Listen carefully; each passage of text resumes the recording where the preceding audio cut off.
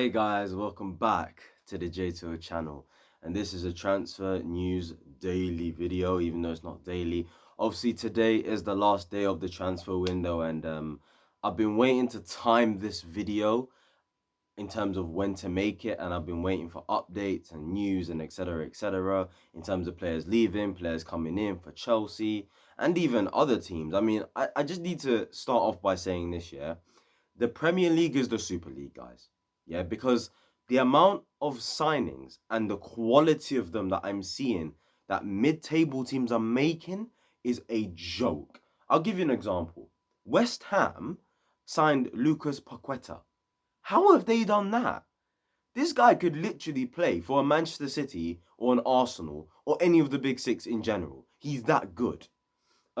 You've got Southampton about to sign one of the Bundesliga's top centre backs that has been linked to even Chelsea before in Lacrosse. I think that's his name is. You got Fulham signing Kazawa, Willian. What is going on? Nottingham Forest have signed 23 players. 23. These men have bought a whole new squad. Literally a whole new squad has been bought. It's crazy to me. The quality I'm seeing, the amount of money I'm seeing being spent by just mid-table, lower clubs, it's crazy to me. And it's like the other leagues, you cannot compete. The Liga, Bundesliga, La Liga, they're looking at the Prem and they're like, we cannot compete. We cannot compete. They can't compete, fam.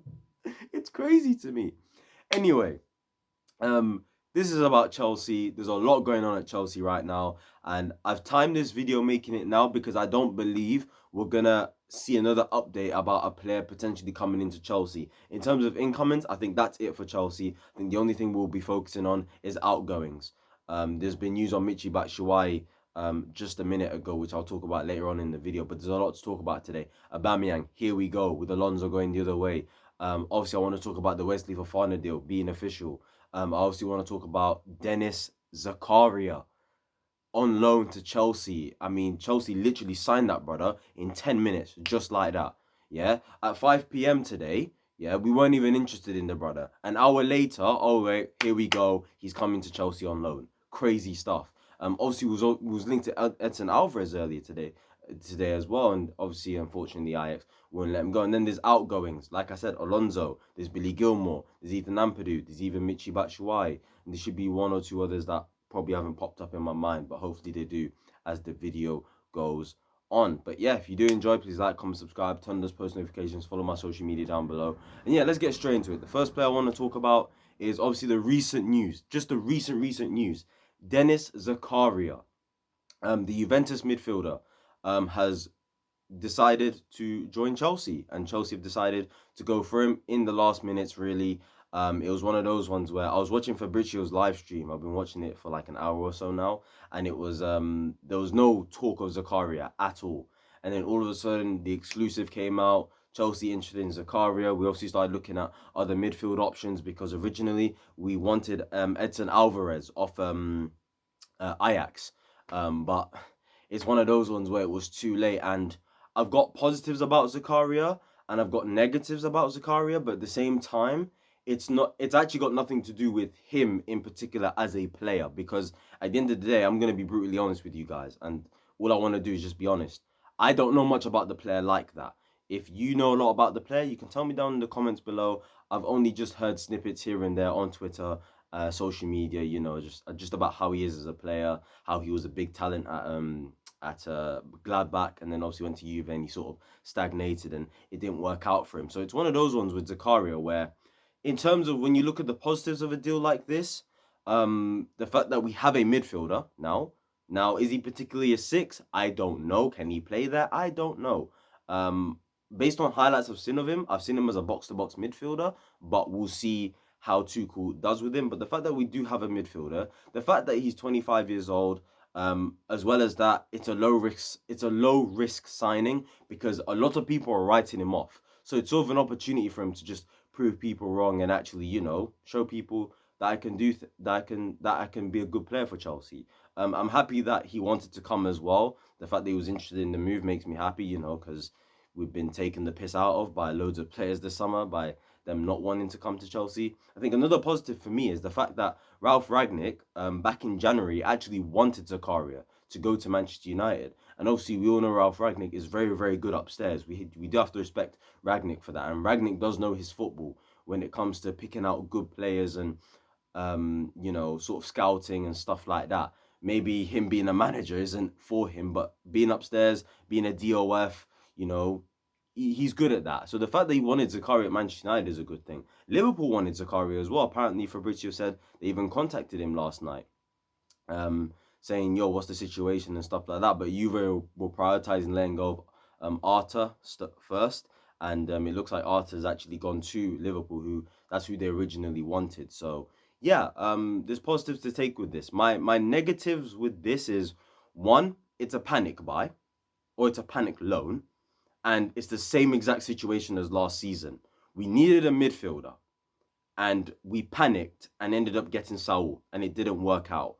And I said in that season as well, after realizing Saul just wasn't it, that it would have just been better keeping Billy Gilmour in the squad.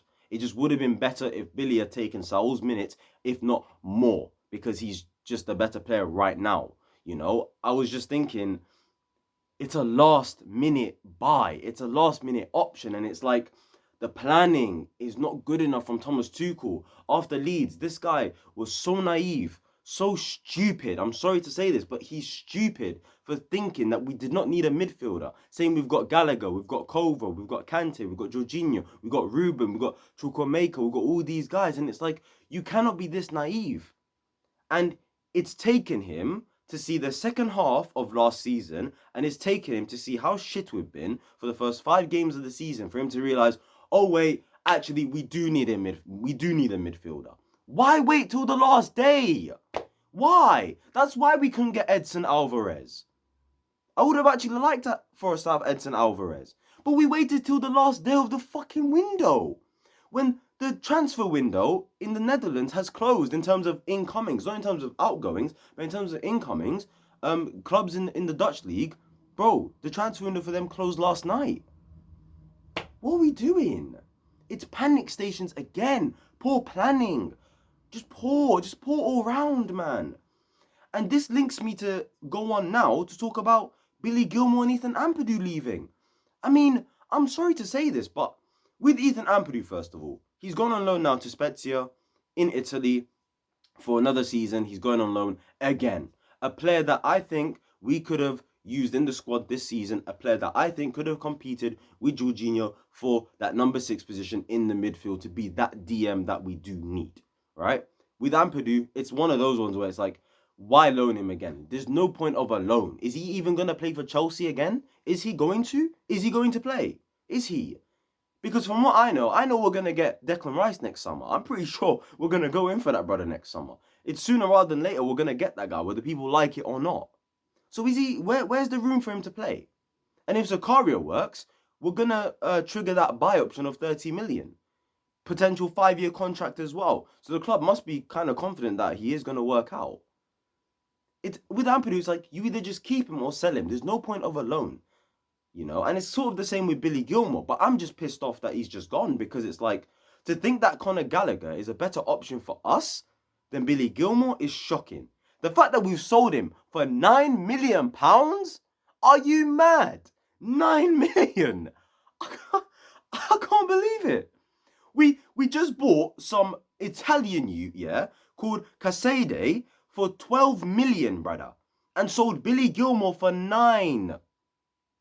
You're telling me this Casade, brother, a player that has not even made a first team senior appearance. He's never played a senior game for Inter Milan, never been in the first team, and he's not going to be in the first team for Chelsea this season, I'm guessing. And we signed him for more money than we sold Billy Gilmour for. We turned down a £27 million bid from Crystal Palace for Conor Gallagher. And we're letting go of Billy for 9. I'm annoyed. I can't lie. I'm not happy with Tuchel on that one. And this better work, because if it doesn't, this is egg going to be thrown at his face. And I don't want to see him complain anymore. because you got Zakaria now. You decided to sell Billy. You decided Ethan Ampadu wasn't going to be in your squad. You decided that you thought Conor Gallagher was better use for the squad than Billy Gilmour. So you know what? If this blows up in your face, it's your fault. It's your fault. And if you get cooked for it, you'll deserve it. So I hope this works for his sake, man. Because I don't agree with him saying Billy Gilmour's not part of my plans. He shouldn't be in this squad. And you know what the maddest thing is? Todd didn't want him to go permanently. He didn't want him to go permanently. Personally, I'm not happy. The fact that Conor Gallagher's staying over him. The fact that we sold Billy Gilmour for less than we paid for some brother who's not made a senior appearance yet in football.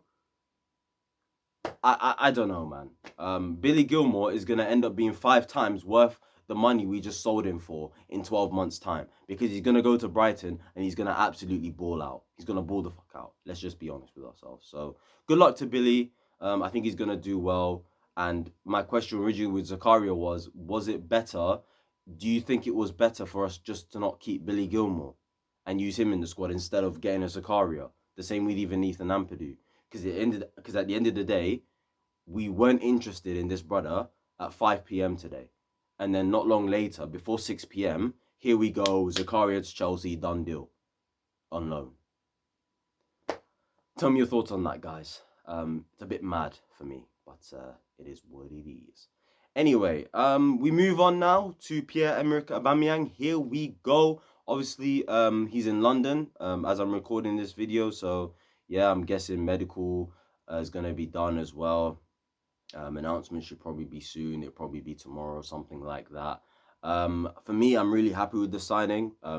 Aubameyang has always been one of my favourite players outside of Chelsea players.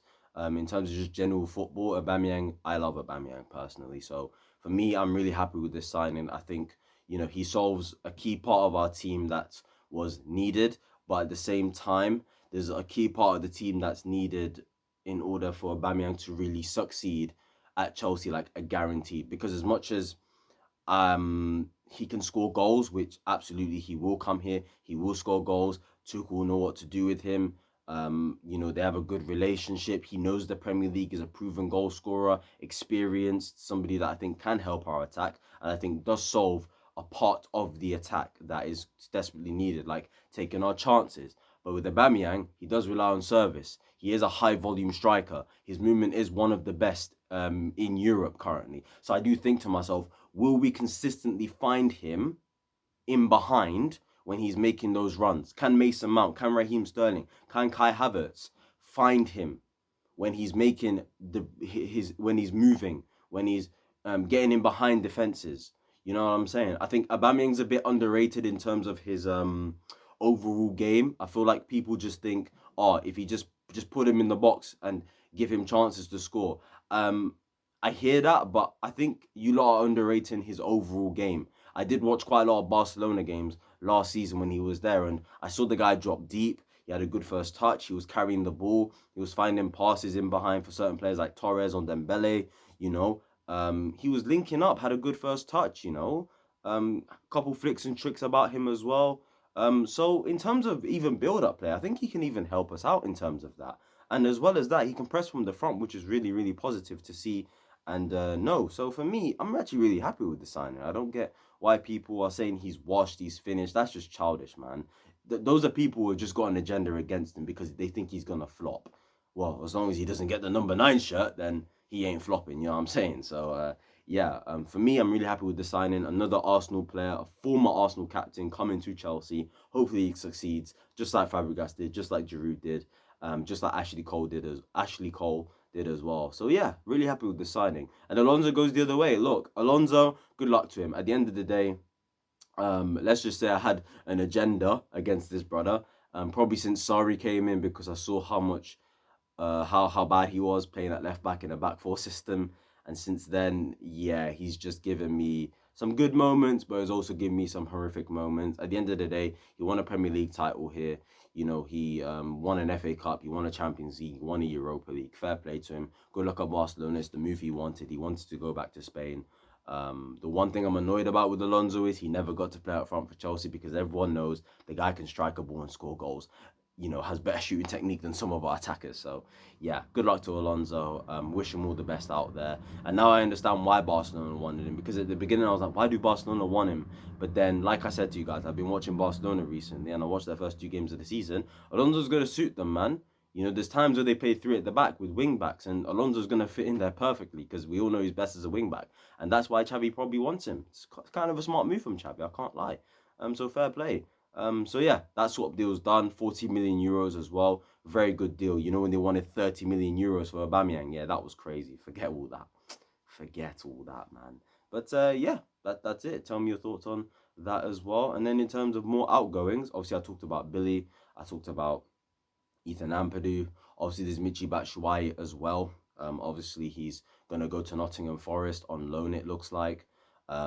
Yeah, it is what it is. I think he'll do all right over there. I'm not sure if there's a buy option. I don't think there is a buy option on that deal, but Forest have pretty much built themselves a new squad. Like I said at the beginning of the video, it's absolutely crazy.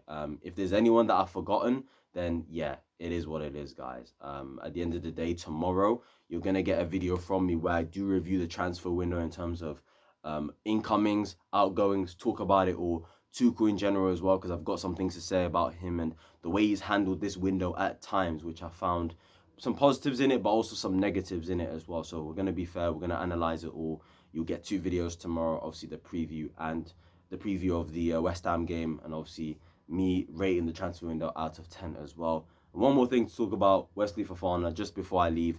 Very, very good signing. At the end of the day, at the time when Chelsea announced it, I was really dejected because I was really annoyed about the loss last night, and I didn't have a good day in general. So, yeah, you know, it's a good signing at the end of the day. I think him and Reece James down that right hand side, they're gonna link up well. I saw his interview; it was a very good interview. And obviously, you know, this is his dream club, I guess. You know, Chelsea, and I'm happy with the signing. 21 years old, 7-year contract, just under 70 million pounds, 69.5 million. I think we bought him for. So yeah, good signing overall. Young, one of the best. I think he's gonna go on to be world class. There's not really many flaws in his game for a 21-year-old, in my opinion. So yeah, it's a very, very good signing, and we've got him all the way until his peak at least. Did you get what I'm saying? So enjoy Wesley Fofana, people, because yeah, it's gonna be a good one. And by the way, just before I leave as well, just to give you guys an update on content wise, it's gonna be busy the next few days. I'll tell you that for sure. I've got Premier League predictions coming up. I've got to start thinking about those now, because I tell you what, boy oh boy, these teams, blood, the players they're getting in, it's gonna be hard predicting this window. I mean, predicting this table, at least from, like, for me, at least from 3rd place all the way till like 17th, 18th. Like from there to there, that's gonna be so difficult to predict. I don't think you understand. So yeah, I'm gonna be doing Premier League predictions very soon. Previews coming out for West Ham very soon as well. Same with the review, player ratings as well, all of that stuff, rating the transfer window. Lots and lots of content coming out over the next few days. You know, go get back on the grind, get back on the consistency. Make sure you like, comment, and subscribe. I'm 10 away from 100 subscribers, people. Come on, let's get there. You know what I'm saying? 10 subs away from 100. Please do share it.